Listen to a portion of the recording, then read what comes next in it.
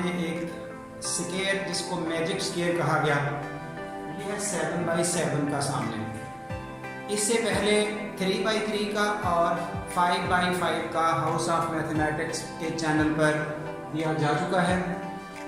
इस magic square की property क्या है? ये जिधर को भी सम करें डायगोनल वाइज, रो वाइज या कॉलम वाइज, मसलन यहाँ पर 175 आएगा, जबकि 3x3 स्केयर में वो 15 आता है, 5x5 में 65 आता है। ऐसे जिस लेवल का भी स्केयर बनाना चाहें वो सम सेम आएगा। इन मैजिक स्केयर्स का मकसद क्या है? वो बच्चा जो मैथमेटिक्स को बहुत टफ समझ रहा है, डिफ़िकल्ट समझ रहा है, उसका एक इंटरेस्ट डेवलप करने के लिए ये इस तरह के स्केयर्स बनाने को इन्वॉल्व किया जाता है बच्चे को। और किसी भी लेवल का 3-4th क्लास का बच्चा भी इस तरह के मैजिक स्केयर्स को बनाने की पोजीशन में होगा, ये समझने के बाद और उसका इंटरेस्ट मैथमेटिक्स में बढ़ेगा। तो इस वक्त आपको ये मैजिक स्केयर बनाने का तरीका समझाया जा रहा है। इस वक्त थोड़ा हैवी काम इसलिए दिया जा रहा है कि इसमें जब रूल्स तो सिर्फ 2 हैं, उन 2 रूल्स को समझाने के लिए जब ज़्यादा दफ़ा उनको अप्लाई किया जाएगा, प्रैक्टिस ज़्यादा की जाएगी, तो हर तरीके से ये कवरेज हो जाएगी। ये देखिए, सिंपल ऐसे तो नहीं कि 1 से लेकर 49 तक नंबर किस तरह फिट किए गए, उनको फिट करने का जो वे है, रूल है, वो अभी अंडर डिस्कशन है। सिर्फ 2 बातों का ख्याल रखना है। हाँ जी, सेंटर में आप लिखेंगे 1 से ऑनवर्ड काउंटिंग लिखते जाना है, और उसके बाद यहां से राइट साइड कोने को मूव करना है। पहला रूल, फर्स्ट रूल क्या है? अगर हम मूव करते करते इस मेन स्केयर से बाहर निकल जाए तो बाहर निकल के हमने उसी तरह एक स्केयर सा बनाया, उसमें नंबर 2 पुट किया। पहला रूल ये है कि अगर बाहर निकलते हैं तो ये वाला नंबर इस रो में सबसे लास्ट पे रहेगा, ये आपका 2 आ गया। उसके बाद फिर मूवमेंट राइट साइड को ही चलनी है। आगे आपका बॉक्स खाली आ गया, नंबर 3 पुट कर दिया गया। उसके आगे बढ़े, नंबर 4 आ गया। उसके आगे बढ़े तो वंस अगेन हम उस मेन बॉक्स से बाहर निकल गए। नंबर 5 लगा यहाँ पर, लेकिन यही वाला 5 अब इस कॉलम में एंड पे आएगा। ये 5 यहाँ आ गया। ये देखिए, जैसे ये वाला 2 इस रो के एंड पर आया, ये वाला 5 इस कॉलम के एंड पर आ गया। वही फर्स्ट रूल डिस्कस हो रहा है जब हम मेन बॉक्स से बाहर निकल जाते हैं। फिर हम राइट साइड को मूव कर रहे हैं, आगे बॉक्स खाली है तो वी कैन पुट 6।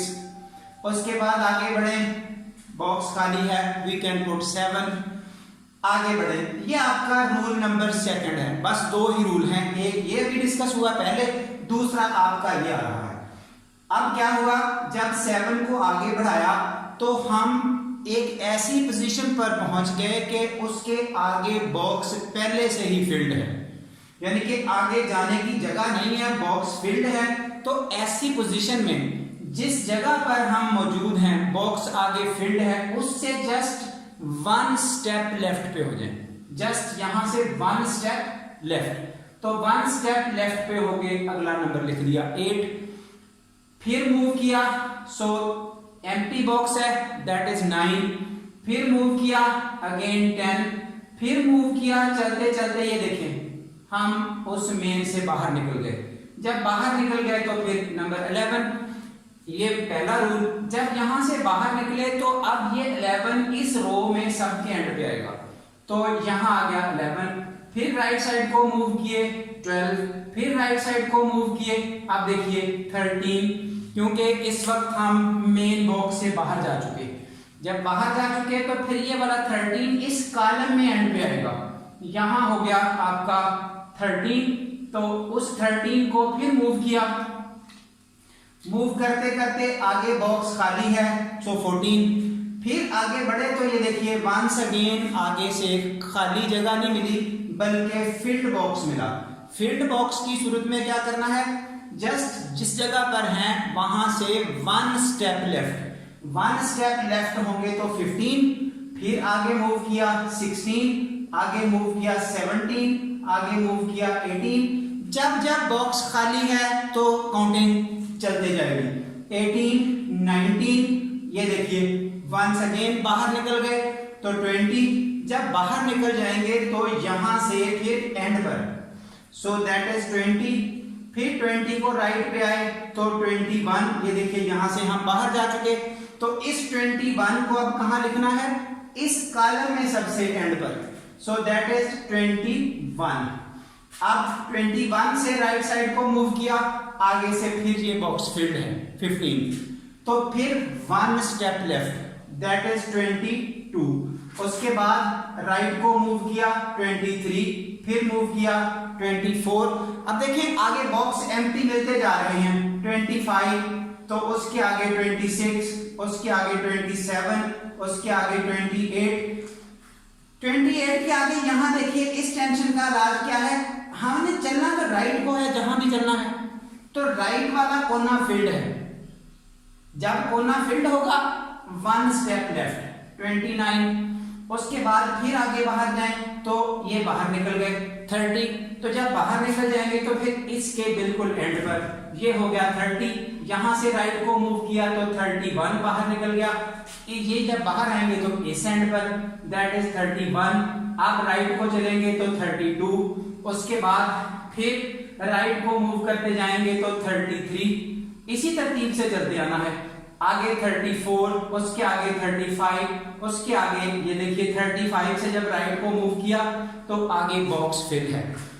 इस फिल्ड बॉक्स की वजह से 1 स्टेप लेफ्ट 36, फिर मूव किया 37, फिर मूव किया 38, बाहर निकल गए। तो इस 38 को कहां होना है? इस कोने के एंड पर। 38 से मूव किया 39, फिर मूव किया तो ये 40, क्योंकि हम यहां से बाहर निकल गए। अब जब बाहर निकल जाएंगे तो फिर इसके एंड पर, सो दैट इज 40। फिर राइट को मूव किया 41, फिर यहां से राइट को मूव किया 42, फिर यहां से मूव किया तो बॉक्स फिल्ड है। 1 स्टेप लेफ्ट 43, फिर मूव किया 44, फिर मूव किया 45। जब जब बॉक्स खाली है पुट करते जाएं। बस दो ही बातें हैं, बाहर निकल जाएं इस तरह से तो नंबर जो अगला है वो उस कॉलम या उस रो में एंड पर, और अगर आगे से फील्ड मिले तो 1 स्टेप लेफ्ट। मूवमेंट आपकी राइट को होगी। ये हो गया 47, ये हो गया 48, ये अब यहां पहुंच के 49, फिर बाहर निकल गया तो ये 49 आपका यहां आ गया। 1 से लेकर 49 तक नंबर पूरे 49 बॉक्सेस में फिल हो चुके। 7x7 का बॉक्स बनता है 49 बॉक्सेस स्मॉल। तो उन 49 को इस तरह से 1 से लेकर 49 तक फिल कर दिया गया। अब ये वाले नीड करके आपको वो सामने पहले से जो लिखे हुए नजर आ रहे हैं वो हैं। अब जो कोई पर्सन इनको देखता है पहले से, ये चीज माइंड में ना हो तो फिर लगेगा ये कैसे फिल किए गए, कैसे ये नंबरिंग सिस्टम एडजस्ट किया गया। लेकिन जब आप इस रूल को देखेंगे जो 2 टेक्निकल पॉइंट्स बताए तो ये स्केयर बनाने के लिए कोई मसला नहीं। ये रियली एक मैजिक सा नजर आ रहा है उस बच्चे के लिए जो मैथमेटिक्स से तंग आया पड़ा है, तो उसको इस तरह का काम करने में थोड़ी सी आसानी लगती है और मैथ अच्छा लगता है। तो इस वजह से ऐसे काम किसी भी लेवल पर 3/4 क्लास के बच्चे के लिए भी ऐसे काम किए जा सकते हैं। फर्दर प्रैक्टिस कोई 9x9 का बना के देख ले इसी रूल के मुताबिक, कोई 11x11 का बना के देख ले इसी रूल के मुताबिक, अपनी एडजस्टमेंट करते हुए। यानी कि किसी भी रूल को आप यहां से देख सकते हैं। इस तरह ऑड नंबर के स्क्वायर्स 3x3, 5x5 पहले डिस्कस भी हो चुका है, हाउस ऑफ मैथमेटिक्स के चैनल पर मौजूद है। अगर वहां से कोई फर्दर इंस्ट्रक्शंस लेना चाहता है तो वो ले सकता है, लेकिन ये मोर देन सफिशिएंट है। So that's all about magic squares. तो इस मैजिक को सीखने के लिए आप हमारे चैनल को सब्सक्राइब कर सकते हैं और वीडियोस को आगे लाइक दोस्तों को कर सकते हैं और शेयर कर सकते हैं। That's all, thank you very much.